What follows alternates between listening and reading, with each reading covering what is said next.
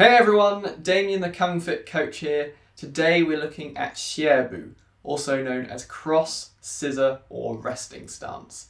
We're going to cover how to do this stance properly, but most importantly, what it's actually used for. Let's get into it.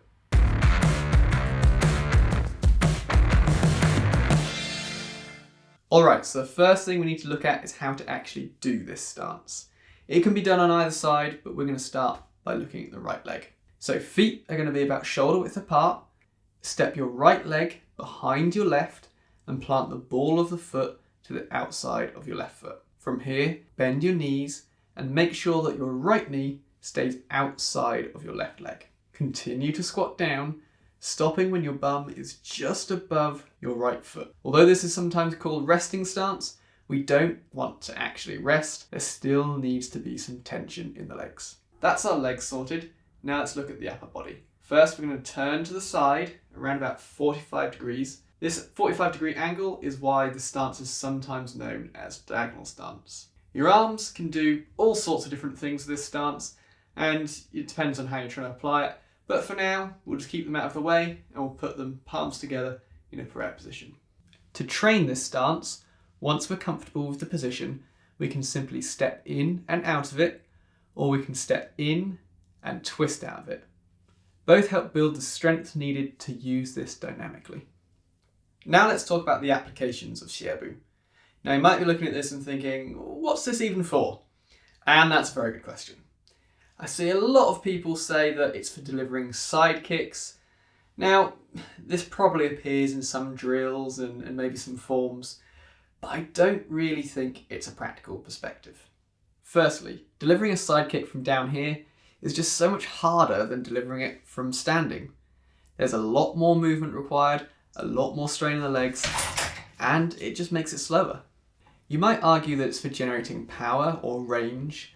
You've got that crossed position, but again, you can do the same standing just by stepping into your side kick, and you don't need to go down into this extreme position or step quite so far across yourself.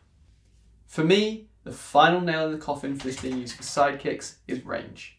We need to be about a leg's distance away from our opponent, and being side on, down in that low position at that range just seems really impractical.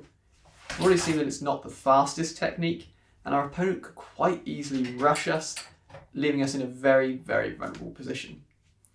And also, we're not likely to ever end up naturally in that position at that kind of range. So I really don't see how you would apply it. Now it's of course worth pointing out that stances tend to be trained in a more extreme position than they're used. But this really goes well beyond practicality of representing a simple step into a kick. If you have ever used Xie Bu in this way in sparring though, let me know down in the comments. I'd love to hear about it. So with that out of the way, what is this stance for? Well, most of the application is going to be higher and looser than we might see in our training, but they're not going to be just simple steps. That being said, the first two applications are based around stepping.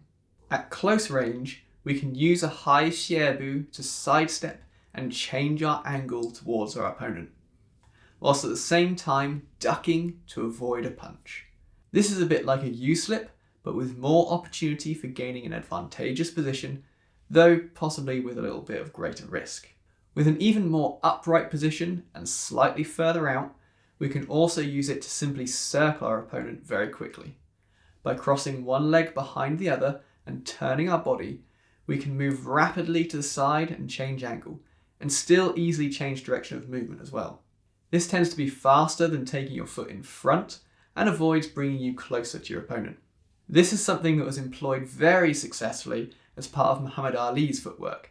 He would use it as part of his method for circling his opponents, ensuring that their strikes missed, whilst he created openings of his own. That's not to say that it looks exactly like he's using Xie Bu, but that principle of stepping behind yourself and turning your body is something that he's employing. The next way Xie Bu can be used is to absorb momentum. This might be after you've been pushed or grappled, you step in order to prevent yourself from falling over, and then move again to get into a stronger position. Or it can be used after a jump or leap where you're landing on the front or outside leg, and then the rear leg comes across to stop your forward momentum, avoiding knee injury or falling forwards. The next applications are focused more on the coiling aspect than the footwork. The first is to use the turn in to add power to a block or strike whilst also protecting the groin. In this way, Xie Bu is a bit like a small frame gombu or a cross in which you're aiming low. It can also be used in close contact to deliver more powerful shoulder or elbow strikes. The final application combines footwork and twisting. This is to use this position to coil through, avoiding an opponent's strike while still advancing on them. This appears in the form Lian Huan Chuan, but it's still in a relaxed position rather than a really deep Xie Bu. Although you do see some people go all the way down, it's really still quite wide and it massively slows down the movement, limiting its application. So there you have it, how to do Xie Bu and its applications. Perhaps more than any other stance, the application of Xie Bu is unlike how the stance looks when we train it.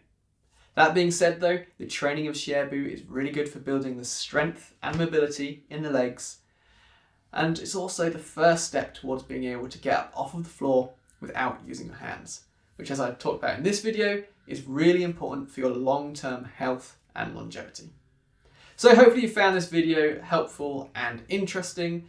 If you have, give that like button a good hard Mabu punch. If you want to stay up to date on more content related to Kung Fu, fitness and health, click that subscribe button as well, and I shall see you in the next one.